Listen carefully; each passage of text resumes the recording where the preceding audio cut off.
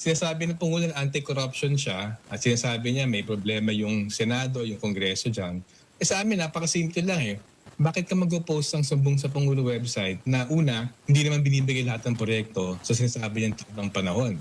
Sinasabi niya, lahat ng projects from 2022 ay nilagay doon, pero yung halaga ng project since 2022, 1.2 trillion pesos. So hindi pa kalahati actually yung halaga ng proyekto na nilagay niya. So parang may natatago siya doon. Kasi ikalawa, hindi nakalista yung proyekto per congressional district.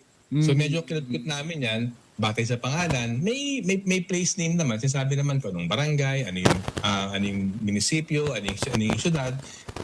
Minatch namin sa congressional districts. Parang ibon pa yung gumawa nun. Sana kung gusto maging transparent ng pamahalaan, di sana siya na mismo, hindi na kayo pinahirapan.